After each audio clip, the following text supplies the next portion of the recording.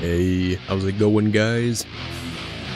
Dev live stream's about to start in a few minutes here. Pretty excited to see what they have in store for us.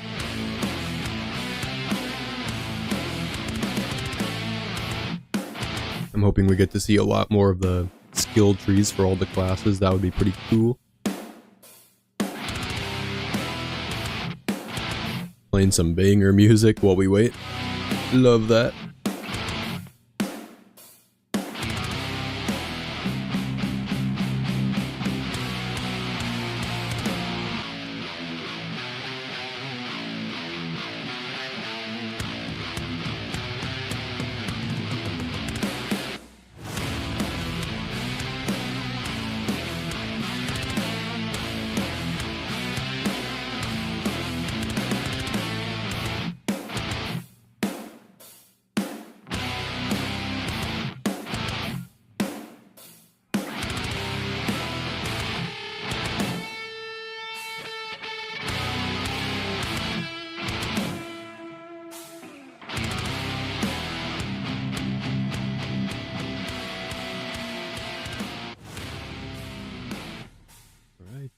Oh, here we go.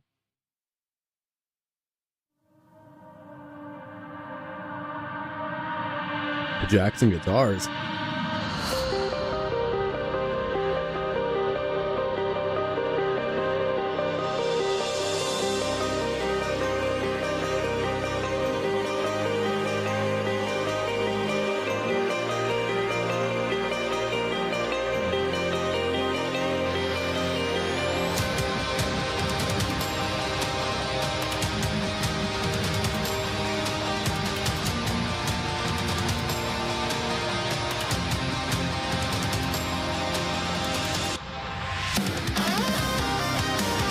Oh, hell yeah.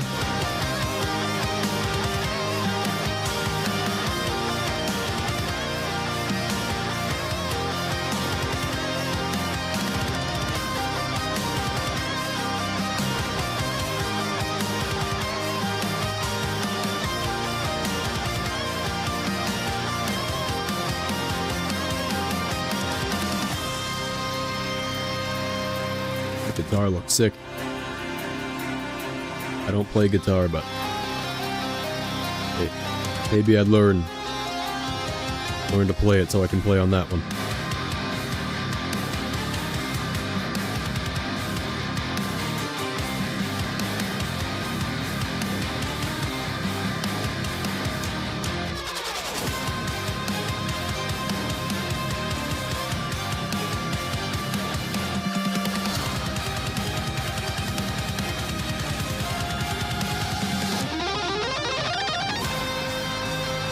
Hell yeah.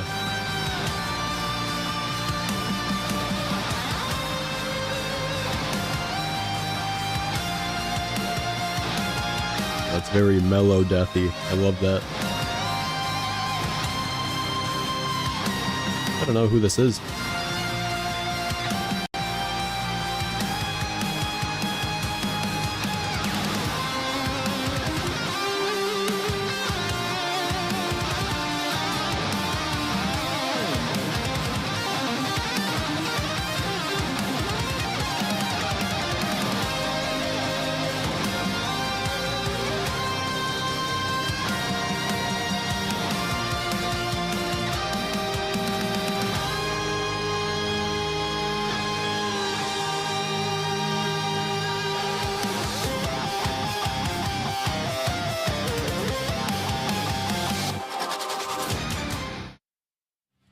That was killer. Hell yeah, dude.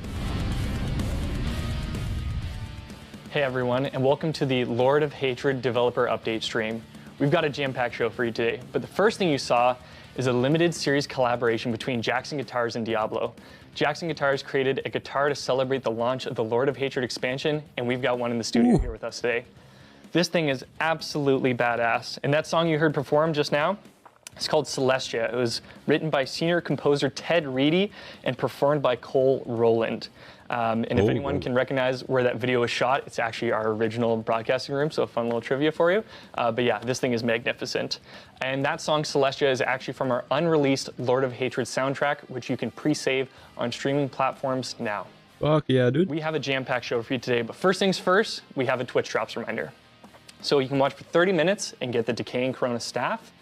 And you can watch for 1 hour to get the Double Trouble Sword cosmetic on any eligible channel in the Diablo 4 category on Twitch. We've got an FAQ for you on the DevStream Announce blog, so you can go and check that out. And that runs until 11 a.m. tomorrow, PDT, so you got about an hour to get those Twitch drops. We did release the intro cinematic for the Lord of Hatred expansion. You know us, we're Blizzard, we love our cinematics, and this one does not disappoint. It really tees off the expansion and sets the tone for how this next chapter is going to go in Lord of Hatred. I do want to give a spoiler warning. There are some light spoilers in the cinematic, so steer clear if you want an unblemished experience, but I gotta say that cinematic is gonna give me some nightmares in the best kind of way, so go and enjoy. We've got a jam-packed stream for you today. There's everything you might want to know about the Lord of Hatred expansion that we're gonna get into. So we got a pretty lengthy video ready. I hope you get comfortable, get your snacks, get a drink, and enjoy. Got my whiskey. Hell yeah. To the Diablo developer update. With Lord of Hatred nearly upon us, we're here today to share a slate of exciting new updates. Before we dive in, we want to take a moment to thank our community for every piece of feedback, every post, every guide and critique video, and every moment you've spent with us in Sanctuary. We wouldn't be here without you. Lord of Hatred was made for this community. Now, join us as we dive into the story, classes, core progression, and the key systems. Let's jump right in. Lord of Hatred continues after the events in Nahantu. As we see with Neyrelle, no mortal was meant to carry the burden of a prime evil, and doing so leaves permanent scars. Neyrelle's journey transformed her, from her beginnings as a seeker of knowledge, to bearing the Soul Stone, and now to this final confrontation with Mephisto. Neyrelle grew from someone who admired the Haradrim to one who embodied their ideals. Neyrelle's tireless research has borne fruit, and she takes action with the decisive, selfless conviction that defines any true Haradrim. Now, there's a question that generations of Haradrim have been pondering throughout their history. What is the point of killing a primeval if they always come back a generation later, after the last Haradrim have grown old, and there are none ready and able to take a stand against them? That dilemma, the cycle of the eternal conflict, sits at the heart of Neyrelle's research and pushes the story into its next phase.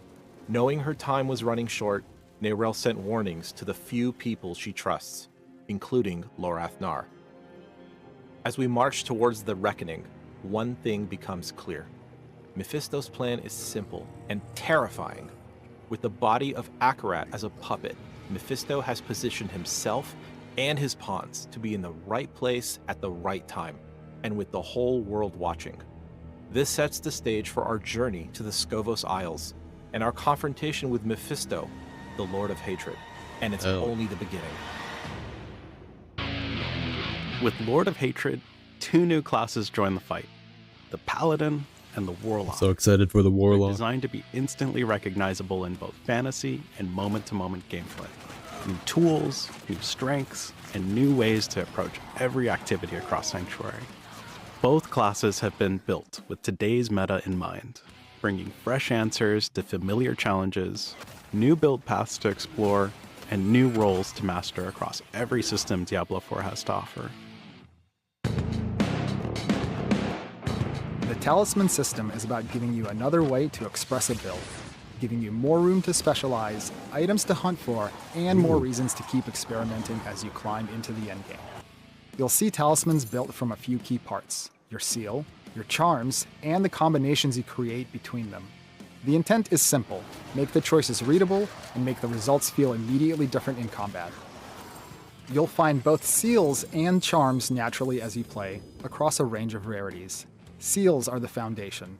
They unlock additional charm slots, roll bonus affixes, and in some cases they can even change the rules for what charms you're allowed to equip. Ooh. At the top end, unique and set charms are the most powerful. These are the drops that you'll be chasing deep into the endgame. Unique charms pull signature powers from the unique items you know today, so that you can harness that effect without being locked into a specific gear slot. Set charms work a little differently. As you collect and equip more pieces from the same set, you'll unlock increasingly powerful set bonuses. Before Torment, set bonuses are more general, class agnostic, easy to understand, and meant to give you a serious boost while you're leveling. In Torment, sets become class-specific, harder to find, and built to deliver a bold fantasy, unlocking new archetypes and defining playstyles. Good stuff. I'm excited The for Horadric sets. Cube is a legendary artifact for endgame crafting. Combine rare materials, transmute them into something greater, and unlock powerful bonuses to fine-tune your build. More than a tool, it opens new ways to upgrade gear, experiment with options, and push towards true endgame power. Horadric Cube crafting is deliberate and impactful. You can take an item, add affixes through transmutation, and then upgrade it through the rarity tiers, up to legendary. Want to turn a great drop into a best in slot? Transfiguration is the way to ultimately finish an item. Layering on a range of powerful effects with a chance you'll be able to transfigure the same piece multiple times. You'll also choose how you transfigure. Standard transfiguration is chaotic. The potential for reward is high, but there is some risk. There's even a low chance that you'll be able to transfigure the same piece multiple times. Applying an entropic tuning prism makes your crafting outcome more stable. This will reduce the reward ceiling, but it always delivers a clean upgrade. Perfect for items that are already incredible. For amulets, we have something special. The cube has an amulet-only transfiguration that can grant you a bonus legendary power, and you can re-roll it as long as you have the rare material to pay the cost. We love the variety and craziness of adding an extra legendary power onto high-end gear, legendaries, uniques, and even mythic items. So we've distilled that fantasy into a dedicated recipe you can use specifically on your amulet. Sometimes the best way forward is sacrifice. You'll now be able to break down an ancestral unique to create a unique charm. The latest skill tree updates are here Here we to go. give you clearer, meaningful choices as you build, so that experimenting feels rewarding and the path from idea to fully realized build is easier to plan and more fun to iterate on. Itemization is the other half of the equation. With these system-wide updates, your item choices can meaningfully amplify a build, and they're designed to work in concert with everything else. Changes to legendary aspects, uniques, skill tree options, class mechanics, and more all support one goal, giving you the freedom to play your way. Let's look at a few examples. Here we go. What is better than kicking your enemies away? How about kicking yourself to your enemies? Kick's Madness variant lets you fly around the battlefield by turning Kick into a mobility skill. Barbarians now have a variety of ancient skill variants that summon a temporary ancient to mimic your attack. Leap into combat with 3 ancients, then finish them off with a trio of ruptures. Druids can now choose their skills' shapeshift forms, and each form comes with powerful bonuses. Human form grants more resources, werewolf form grants more offensive power, while werebear form improves your survivability. Trample's variant leaves sundered rock along your path and a large burst at your target.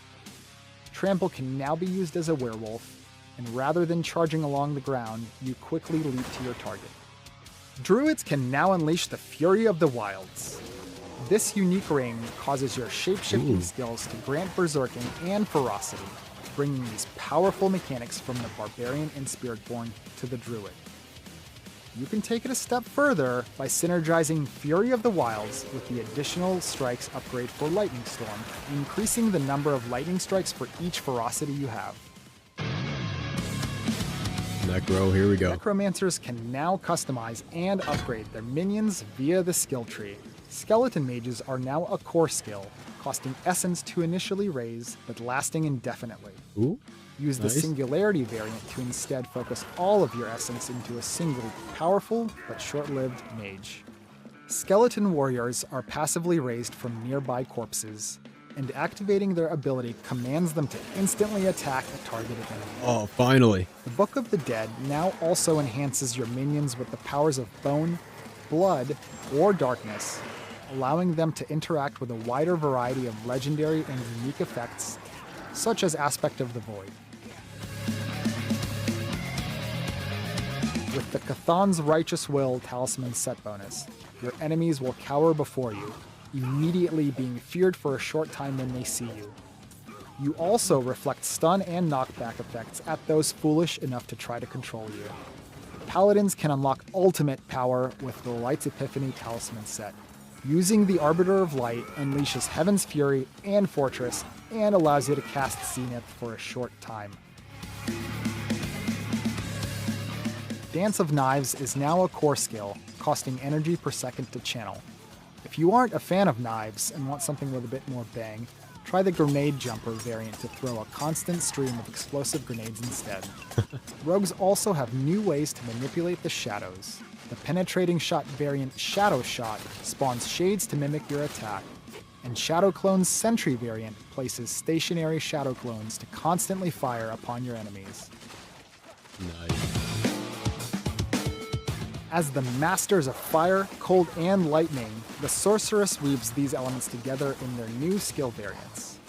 Charged Bolt's Burn Through variant causes the bolts to release globs of fire on impact rather than piercing through enemies. This variant excels in up-close and personal combat against many tightly packed enemies. Familiar is the only skill in the game with 4 variants. The first 3 allow you to choose which element your familiar will always be and gain unique benefits.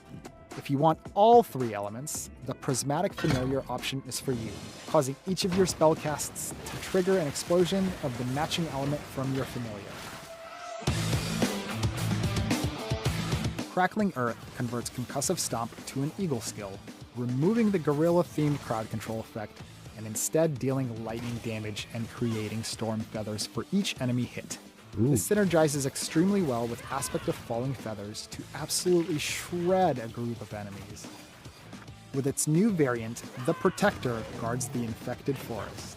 The Centipede Spirit assists by poisoning the area around the Protector, weakening enemies, and constantly spewing pestilent swarms.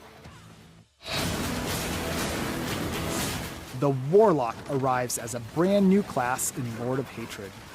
This master of the occult binds demons to their will and unleashes devastating hellfire across the battlefield. Sweet. The Warlock has a dual resource system. Your basic skills, like Doom, generate Wrath. Your core skills, like Hellfracture, spend Wrath to unleash a powerful attack. Dominance is much slower to regenerate and is used for your greater demon summoning abilities, like Infernal Breath that spews fire at nearby enemies. To unleash ultimate destruction, channel the Armageddon Ritual variant of Apocalypse, calling down a relentless storm of fire and brimstone on the battlefield. Hell yeah. Endgame in Diablo 4 should feel continuous. No stopping, no waiting, no friction between what you want to do and how you want to do it. The fight to defend Sanctuary continues in our new endgame system, War Plans. Choose your favorite activities, chain them together, and then customize the hell out of them. You start at the command table in Temis, the capital city of Skovos. You pick your activities with almost everything on the menu. As you make progress, your command table levels up, opening up a wider range of options, including higher node rarities and deeper chains, with up to 5 activities in a single war plan. War plans also grant the ability to teleport directly to the next activity in your playlist, and eventually back to Temis to claim your rewards and create a new one. And if you don't have a Nightmare Sigil or a Compass, not a problem. War plans can generate one on the fly if you don't have your own. Nice. War Plans is all about giving you more choice. Want to burn through a stack of sigils? Do it. Want to hard focus on one lair boss for your session? Go for it. War Plans does more than enhance your endgame, it connects it. Completing War Plans will also feed into activity trees. Each activity has its own tree that you can invest in to customize how it plays. You earn 7 points per activity, so this is where you'll have to make real decisions. Let's look at the Lair Boss tree, because it's a great example of how deep this can go. You can tune your rewards with nodes like Lair of Runes for more rune drops, Lair of Plenty for an extra horde chest, Golden Horde to convert low-tier items into gold, or Exotic Armory if you're looking to gear an alt. Then there's cross-pollination, pulling Lair bosses into other activities to remix your runs. Grigwar's Gambit can spawn him from Helltide chests. Embers of Anguish brings Andariel into the pit. Out of the Cold allows the Beast and Ice to join every Nightmare Dungeon boss fight. The Pit Tree gives you a completely different kind of control. You can dial up risk and reward with Choron's Haste, Heart of Stone, the Pit Butcher, or modifiers like Damned Thieves. Or you can pivot the rewards entirely, converting glyph upgrades with nodes like Choron's Soul and Choron's Flesh. This is just the tip of the iceberg. There are 100 different modifiers spread across the activities in the game. With War Plans, you get to define your own endgame. Fishing is designed as a laid-back collection activity, a chance to slow down and unwind between battles. You'll unlock it early after arriving in Skovos. A short questline will introduce you to the basics, and it'll teach you more about the wide variety of fish with different rarities and multiple modifiers to chase. Fishing is more fun with friends. You can trade any fish you find, no matter how weird, bloody, or celestial they might be, to help your fellow wanderers finish their collections. As for where you can fish, almost anywhere there are fish, and maybe even a few places that might surprise you. So take a deep breath, enjoy the calm you've earned, and appreciate a quieter moment in Sanctuary. But who knows what else lurks beneath the wine dark sea? When Lord of Hatred is released, we'll also be making major updates across both seasonal and eternal realms. Permanent updates across realms will include the major skill tree improvements we've discussed, alongside a level cap increase to 70, extending torment tiers, a loot filter, map overlay, pathfinding, plus a pit overhaul and itemization updates. For players on the seasonal realm, there will be character resets, a refresh to season rank challenges with new rewards, and updates to the tower and leaderboard beta, all falling within the Season of Reckoning. This season brings 2 additional season ranks, unlocking over 100 season rank challenges for those who keep climbing through Sanctuary's trials. Push past your limits, conquer fresh objectives, and claim rewards worthy of your growing legend. With this update, we're here to make more affixes matter and make item choices contribute meaningfully to your overall power. Common, magic, and rare items contain meaningful value in endgame because they can serve as crafting bases. You can later add affixes to them and upgrade their rarity using the Heraldric Cube. They will continue to drop in Torment difficulties, including as ancestral items, and they can also roll with greater affixes. With this update, auto-salvaging of lower rarity items in Torment has been disabled. Something we're excited about is damage multipliers on gear. Gone are the days of tossing out items with additive damage. Damage multipliers stack additively with themselves, but are multiplicative, vastly leveling up the item game and depth when it comes to the perfect item. For uniques, we're opening things up by reducing the number of always fixed affixes and rolling more from the available pool, giving you room to chase truly optimized combinations for your build. Tempered affixes went through an overhaul. Unique and mythic items can now be tempered. 200 legendary aspects have been refreshed with design updates. Gems are getting a major upgrade. Weapon gem effects are significantly stronger, and we're including new gem tiers. We've heard your feedback on stackable items, and we've increased the stacking size to 1,000 to help with inventory management. Let's go. On the quality of life side, one of the biggest additions is the loot filter. This is a power user feature the community has been asking for a long time. You can export and import filters, hide item text, hide ground effects, hide both, or recolor text to make the drops that matter instantly stand out. Hunting for the perfect 4 out of 4 base, you can call out the affixes you care about and set a minimum number required, so those upgrade-ready items pop while the noise fades away. Loot filters will also support newly introduced systems such as the Talisman. The map overlay is here, and it completely changes how combat and moment-to-moment flow feels in Diablo 4. Let's go. When the overlay is up, the minimap gets out of the way to broaden your view of the game space, and you've got quick controls to tune it on the fly. Keybinds for opacity, keybinds for zoom, and options to adjust the coloration of the overlay to match your preference. For those looking to continue with a smooth flow, you can enable pathfinding, which draws your route through Sanctuary directly to your destination. You'll no longer need to stare at your minimap to make sure you're headed the right way. Nice. The level cap has increased, expanding the ceiling for long-term progression. Torment tiers are being refined as well to support a consistent feel as you progress further, and to match, the rewards track better with the risk you're taking. We've made important improvements to layer bosses, focused on clarity, choice, and cleaner loot chasing. Every layer boss now has its own dedicated pool of unique items.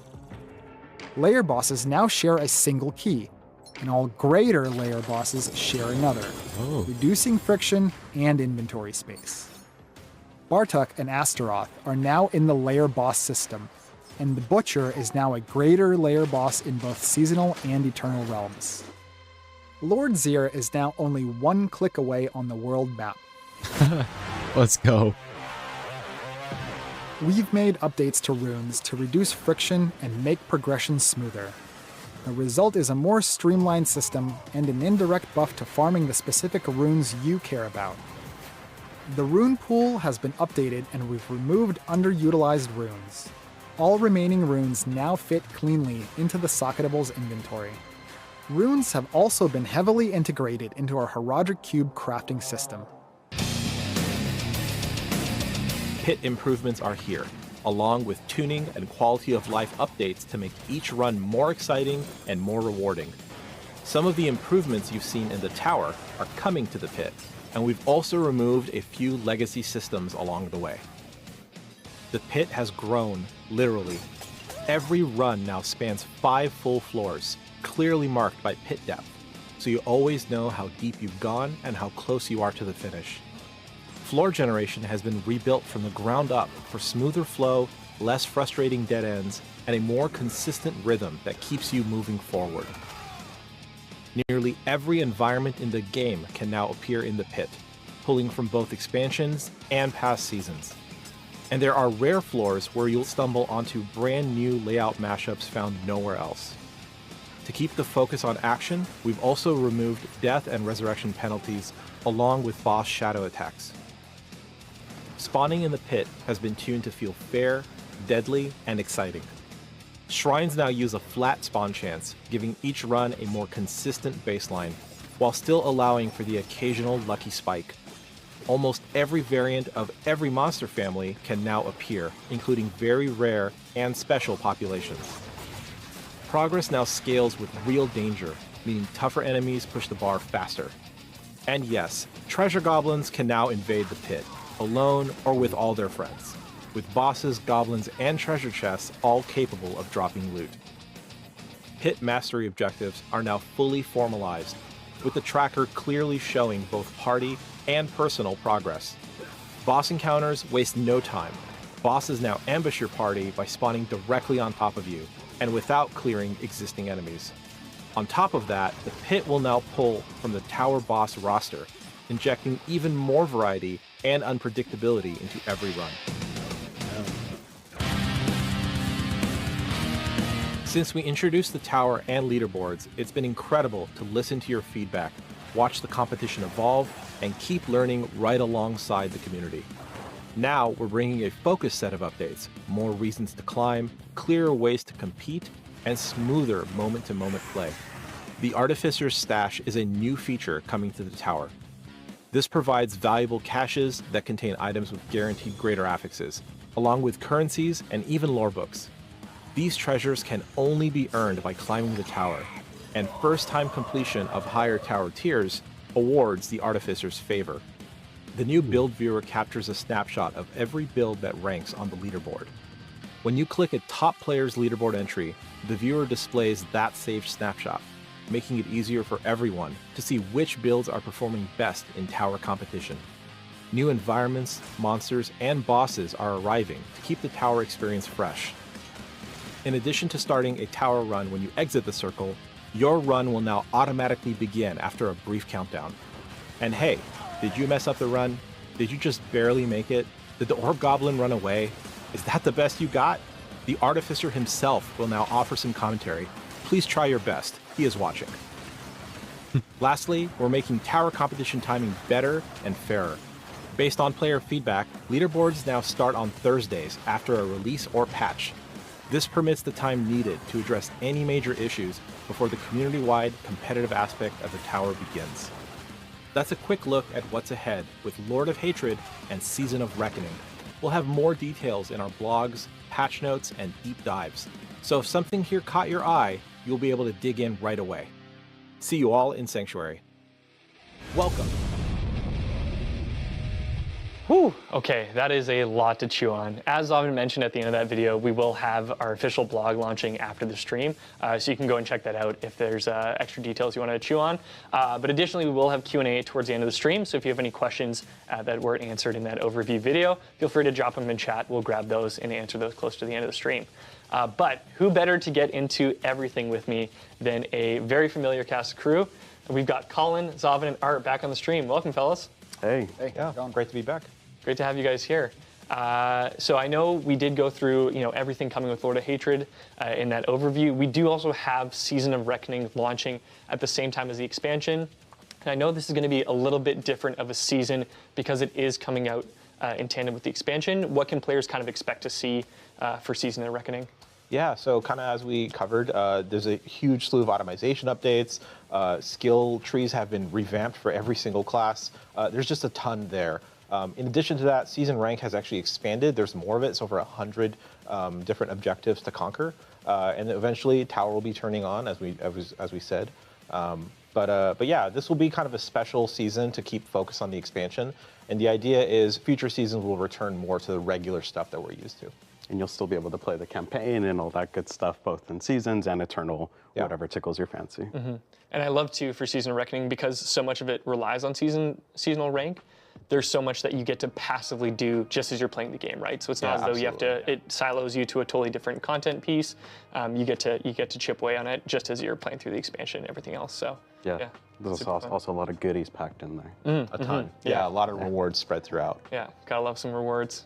But of course, I do really want to know from you guys, with the expansion coming out soon, with so much launching, what are you all most excited for players to get their hands on for the Lord of Hatred expansion? Yeah, I would say something that exists in the game. I would say probably the skill trees. I think we've talked to death about it, but really it's hard to sort of understate or overstate.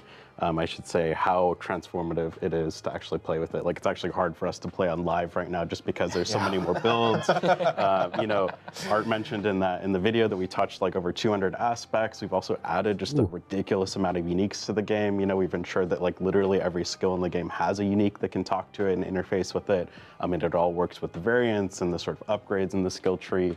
And I just can't wait to see kind of all the crazy things that players cook up. Like a huge goal was to like blow out the number of builds in the game. Like if you love build crafting or if you love making your own sort of zero to hero journey with tons of weird odds and ends in your build, like this is the expansion for you. And I just can't wait to see what happens. Mm-hmm. Yeah, I mean, across the video and even in the blog that's going to recap a lot of what we talk about here, there's only so much we can do to kind of describe how all these changes are going to be. You really are just going to have to jump in game and experience it for yourself because all of us play Diablo so differently.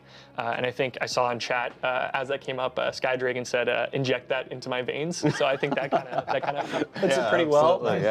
So pretty pumped about those changes. But yeah, that's awesome. How about you, Zovan? Warplanes, hands down. I'm so excited. We've never really had something like this to just so deeply modify all of our endgame activities. It really is. When we say like you get to make your own endgame, we really mean it. We have 100 nodes across all the activities in the game.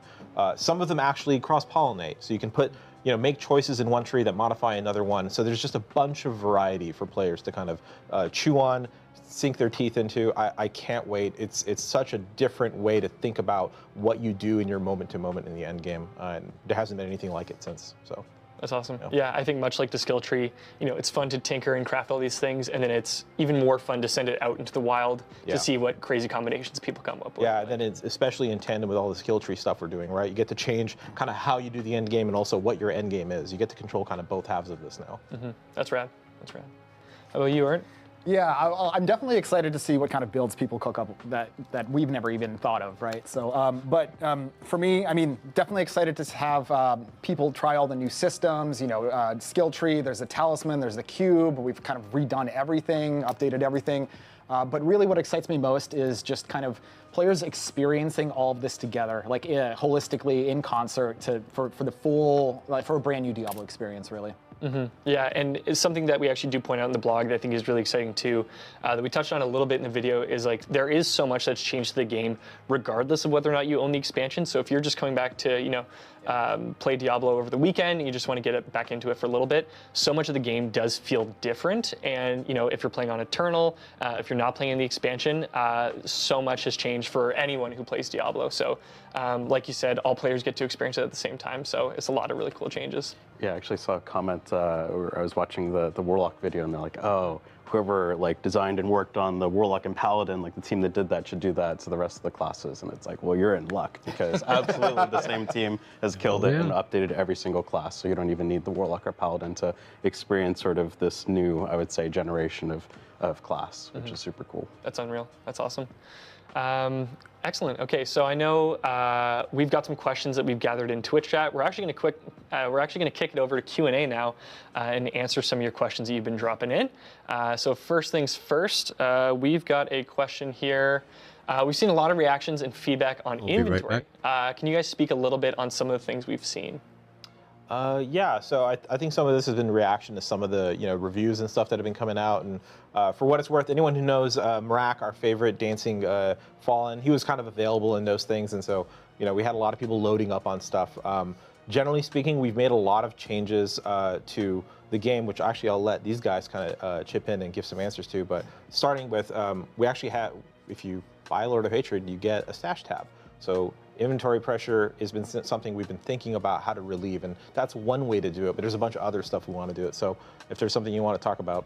Yeah, I mean, I'll say one of the changes that we made was essentially to reduce and remove incense and elixirs, because it felt like it was one of those really annoying uptime games that just wasn't super fun in the end game. To compensate, something we saw people use these for is the XP boost. So we've actually massively increased the amount of XP you get from monster kills while leveling up, which actually translates much more into the difficulty tiers as well, because a lot of the difficulty tier XP comes from monster kills. So we've massively increased the amount of XP for monster kills. You don't have to go and do quests now to necessarily get to max level quickly, which is awesome. Art, I know we've also done a ton of stuff on the lair bosses. Yeah, definitely. I think across all kind of inventory tabs, lowering inventory pressure was really, really important. So you saw in the video, everything that's stackable stacks to 1,000 now. We've removed runes, so they all fit in your inventory. We've consolidated a bunch of other things like layer boss keys. Something else that we've done with the Haraja Cube is just give an outflow for a lot of items that you may pick up that are once you get into the end game, oh, it's not really worth my time using blue and yellow tributes. I'm like, okay, cool, you can take those, you can combine those up into higher rarity tributes. And we've done this across a bunch of things, so it should be generally much easier to keep everything in your bags and not have it overflow into your stash. Yeah, and to re-clarify, the infamous screenshot that we've all been looking at with several thousand stacks, it's Marak and PTR boost. You could go do that today and take a screenshot and it looked terrible, but that's what it was. Thanks for clarifying that, Colin. That's great. I've got a question from Galbatorix_90. My question to the devs, really excited about everything coming with Season of Reckoning and the Lord of Hatred expansion. Could you share how the team is approaching the evolution of endgame systems to create a cohesive gameplay loop that keeps players engaged across both seasonal and the expansion's long-term progression? I think I can take a stab, and we can probably all take a stab. Yeah. But we'll try and keep it short because we could probably talk about that for like an hour. Of course. I think like really Lord of Hatred is the ultimate, I would say, build crafting and power fantasy. It starts with the skill tree. We've updated a ton of the foundations of all the classes. We've even updated a bunch of keywords and mechanics. You'll get to experience that when you play the game, and we're very excited about that. So we've updated the foundation. We've reworked a lot of the itemization and updated it and upgraded it. So like if there's things you like about it today, we've massively improved it. And then, the power fantasy side, what is a better power fantasy than being able to influence the world around you beyond just your character? And that's what War Plans represents. That's what the meta progression trees represents. It's really about giving you a lot of control and giving you a lot of things to tinker with. Our hope is that you only see like a fraction of this every season that you play. I would be shocked if you're able to play every single class, every single build, every single War Plans permutation. So I'm rambling, but I'll toss it over to these guys. I'll throw out there that one of the things that helps kind of the end game feel really good is making sure there isn't a bunch of bloat. And the game's in its has a couple years on it right now. Just making sure that we go through and are diligent about like, hey, is that serving a purpose in the game still? Does it need to be there? How important is it really? There's things like elixirs and incense. How important are they really? They're just like a tax on your time to go make sure you have upkeep and things like that. But also down to the lair boss keys. Right? So do we actually even need that many? Does the game need that many? So anytime we can go through the game and find these places where it's like actually removing something, streamlining something helps make everything better, right? It uplifts everything else because now you don't have to waste your time thinking about these other concepts. So that helps everything be more connective, right? Because they're not having to kind of connect to a dead part of the game that doesn't really matter. Like elixirs, again, is a really good example of what was it really doing for you other than an XP boost? Okay, fine, here. Monsters just give you better XP, now you don't have to do elixirs, right? Yeah, I like that. It's like eliminating all the chores. And I think, one of the great ways that's baked into War Plans too that you've mentioned before is how, like, if you don't have a key for a particular activity that you're getting into, it just makes one for you. It's not like, oh, you don't have to go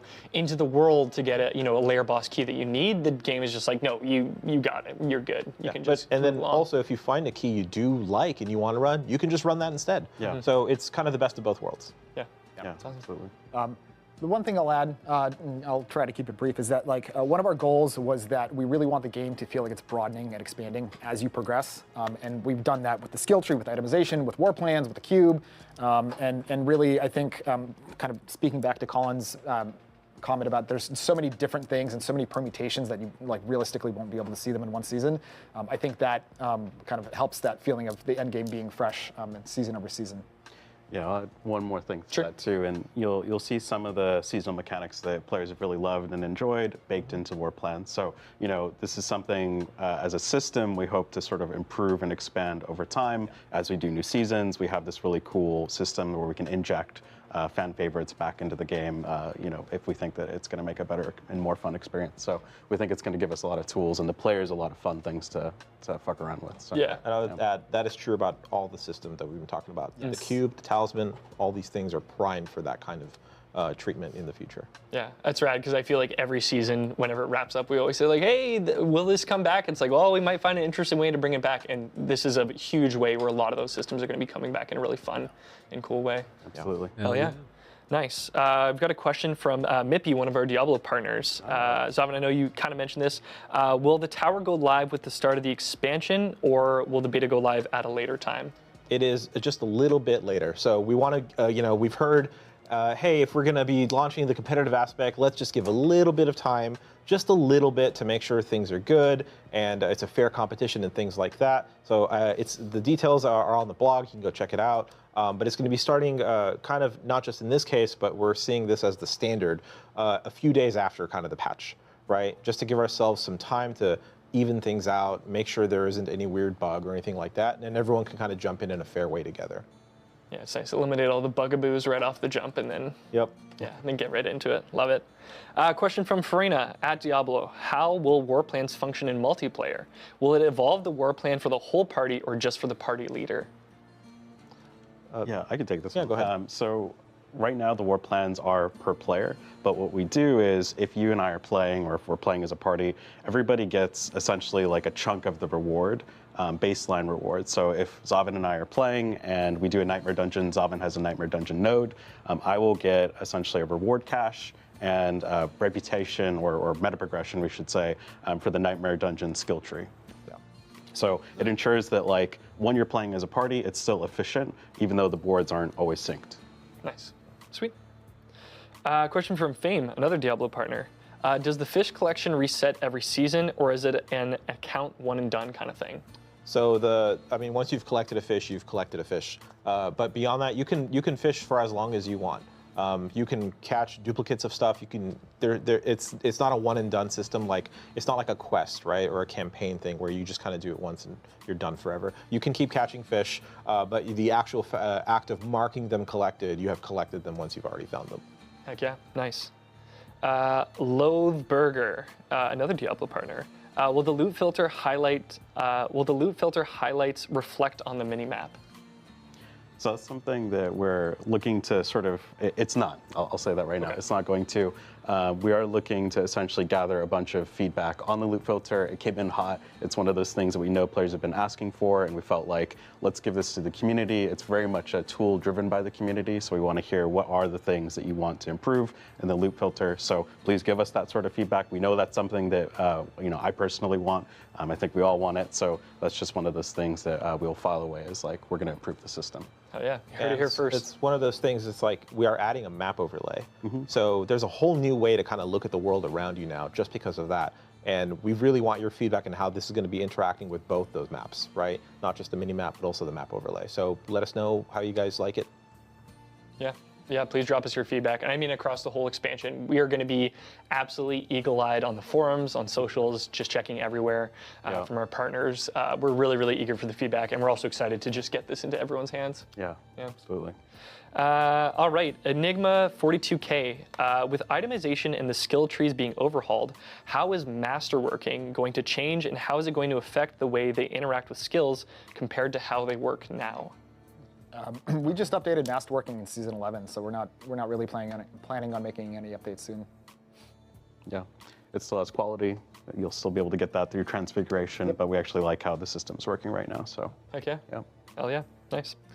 All right, our last question. I am the Berm. I see the level cap now goes to 70. Does the Paragon cap rise as well? No, we're keeping it the same.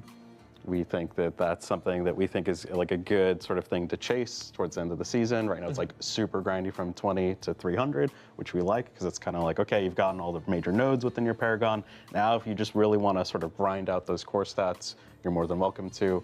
I will say we've also increased the amount of XP multipliers from Torment. So, if previously 300 was like close to within reach and you're like, I think I'm good, I'm not going to play for the rest of the season. The deeper you go into Torments, that'll make that faster. So probably more people are going to end up reaching that max level. So yeah. Sweet. Nice. I feel like we've all seen the dreaded calculation on the subreddit where people go you hit 297, yeah. you're only halfway there, man. Yeah, exactly. So I'm glad that there's that now, like that XP boost to kind of push you to that extra. And there will be something fun we'll talk about towards the end of the stream, specific to Paragon that players should get excited about. But that wraps up our Q&A actually. We're getting close towards the end of the stream. I do want to reiterate, for Q&A, there is a ton of information in the blog. You will notice the 3.0 patch notes are a bit lighter than usual, but that's because to list out all the skill tree changes would have been near impossible. So we've now just made that illustrative in the blog. So thank you. So yeah, I do just really want to make a note that I thank you guys for being here. I know it's an incredibly busy time. I am actually really excited to say as well that we are sim shipping this blog in all languages too. So that doesn't always happen, but everyone can chew on that time, on that information all at the same time. And I know we do have a few call outs closer to the end of the stream that we're going to get into. We had the Jackson collaboration. We have another collaboration. It's a really important one. I'm kind of blanking on it right now. But I know we're going to kick it over to it soon. I really don't know. I don't remember. Sorry, I don't really have my notes up right now. But one sec, let me just kind of bump this around. We've actually got a very special video that we're going to kick it over to from one of our friends. Enjoy. Corn family, today is the day. Oh shit. We have something for you. We've heard from you guys for so long. desiring new music, today's the day. We are so excited and pumped to announce to you our new song in collaboration with the iconic video game Diablo. The song, titled by Jonathan Davis himself, is called Reward the Scars. As huge fans of Diablo, man, this is just a massive honor. And, you know, Jonathan is an avid gamer, as most of you know, and his #1 game has been for years. He's the biggest fan of Diablo, so specifically for him, it's a huge thing, and but all of us as well. We also have a video coming out, a killer video, intense video. I mean, you guys are gonna trip on this thing. It's coming out April 27th, 10 a.m. Pacific time and 1 p.m. Eastern. And so look out for that, as well as April 27th, Diablo 4, Lord of Hatred, releasing 4 p.m. Pacific time. You guys, we hope you love this, man. We hope you love this as much as we do. And we're so excited for you to hear it. And so we will see you there. Hell yeah, dude. That's right. Thank you, Brian. You heard it here first. Lord of Hatred releases April 27th at 4 p.m. PDT, and Korn has put out their first single in 4 years. Reward the Scars is out today, and that video releases on Monday. We showed it off to the team. Brian wasn't lying. It's pretty badass. You're definitely going to want to check that out when it releases, but we've been so pumped to partner with Korn, so that is absolutely fantastic. And we do have our release map that we can show you now to show the entire global release for Lord of Hatred expansion. Istanbul, I hope you got your Turkish coffee ready because it's going to be an early morning for you. But there's that release map timing. We're going to be releasing this in the blog and on socials following the stream, so you can check out when Lord of Hatred goes live for you. Additionally, today, pre-download goes live at 4 p.m. PDT on Battle.net, Xbox, and PlayStation. So you can pre-download the 3.0.0 build, so when Lord of Hatred releases, you'll get into the expansion that much faster. And that begins rolling out at 4 p.m. PDT today for pre-download. So go and check that out. Let's go. I'm also very excited to announce, or not announce, we've already had this promotion live for a little bit, but we partnered with Trolley Gummies. Again, you can go to your local grocery store and get a bag of Mephisto branded Trolley Gummies, and you'll actually be able to get some weapon transmogs with your purchase, so you can go check those out. Oh shit. I have to say, ever since we partnered with Trolley for Vessel of Hatred, there has been a rotating trolley bag in my household. I absolutely love these things. They are sensational and delicious. And while you're at your grocery store, you can actually get a case of Diablo branded Fanta. We've got cases of Fanta Crimson Cherry with the Paladin on it, and with your purchase, you can also get an exclusive in-game reward. It is a town portal that is Fanta colored, which is pretty phenomenal. So you can go get your trolleys, get your Fanta, and have a great time. So enjoy that. Additionally, I'll look for those things we've got some when really I'm exciting at the things store going next. on in Overwatch. Overwatch is celebrating the launch of Lord of Hatred with 5 new skins and some other goodies in game. They've got sprays, avatar, name cards, you name it. That Ramatra Mephisto skin looks phenomenal. They're going to have Twitch drops as well to celebrate the launch of Lord of Hatred. And they're also bringing back the original Overwatch Diablo skins that are available in Overwatch. So you can get the Moira Lilith skin is coming back, the Reinhardt Imperius skin, and a whole lot more. So you can go and check that out in Overwatch. Those skins look absolutely phenomenal.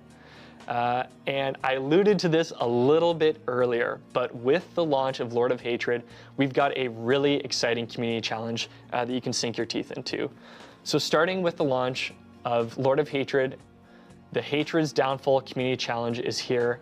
And with the help of the community, you can earn this Helm of Hatred for everyone in Diablo 4. The challenge is this. Globally, we need to earn 266,666,000 Paragon points. Now that's across Eternal, that's across Seasonal, and that's for expansion owners and expansion non-owners. So everyone who plays Diablo 4 can participate in this. Casual dads on the weekend, I see you. You just need to get to the end game and start earning those Paragon points to jump in. We will be updating our global total on Tuesdays on our social channels, and we'll also have an start in-game message, grinding now. That will, check it out Hell Monday yeah. and then update you on how the community progress is going. So let's all band together, earn those Paragon points, and earn that Helm of Hatred in game, which looks super sick. Super, super sick. We are also going to have Twitch drops that are going live for the expansion, so you can go check those out in our blog. You can get the Skull Bloody Axe cosmetic. We've got an emblem as well, and we've got this gigantic Mount Trophy cosmetic that you can earn through both Twitch drops and support a streamer. So you can check out the details in the blog for those in the Diablo 4 category. So go and check those out. Additionally, as Lord of Hatred comes out, we're all really excited to see your reactions, so be sure to tag us on socials, whether you're a streamer or a fan, between the campaign, any sort of big reveal. We've all just been working on this for so long, and we're really, really excited to see how you experience the expansion. So please tag us. We're really curious to see your reactions and how you enjoy everything in the Lord of Hatred expansion. Now, before we close out the stream, I do want to kick it back over to the devs we have here today. Colin, Zav, and Art, is there anything you want to tell the players before they jump into Lord of Hatred? I'll say thank you to everyone who's been kind of with us on this journey. This is we are very excited to kind of close this arc, this Age of Hatred arc that we've been kind of building towards. So thank you to everyone who's been playing with us this whole time. It's been exciting. I cannot wait until everyone jumps in and sees it all. I can't wait till I can do that. Go ahead. I'm thank you, and I'm just ready to blast with everybody, like straight up. Yeah, me too. I mean, honestly, it was kind of a bad idea to put Art up here. I'm surprised we didn't say anything, messed up. But yeah, no, I can't wait to party with Art. We're gonna blast the shit out of the game, and it's gonna be super fun. Can't wait to do it with all of you. Can't wait to look at all the guides. We've kept a lot of things under wraps, so I'm super curious to see, how our build creators and how everybody who engages with the game cooks up some really cool stuff. So yeah, I think even through like all the times we've met up for these streams too, it's like the energy is palpable that we're just so pumped to get this thing out the door and into the players' hands. Like, couldn't be more excited for it. So. Yeah, absolutely. Even the last boss. Oh, it's gonna be cool. There's so much to discover for people. I can't wait. There's going to be so much. Yeah, it's going to be unreal. But yeah, thank you all three of you for being here. I know it's an incredibly busy time, but thanks for being here for the live stream. I want to give a huge thank you to the production crew, to Rich and everyone behind the scenes. It takes a lot of people to make these streams happen, so thank you to all of you. Thank you to Team 3 for all your incredible work on this expansion. It's really going to shine through. You guys are an incredible team, and it's an honor to work here and be a part of this. And thank you to everyone at home for tuning in and for playing Diablo 4. We wouldn't be here without you, and it means so much to us that you've been here. And Lord of Hatred launches April 27th at 4 p.m. PDT. Pre-download goes live today at 4 p.m. And we will see you all in Skilvos.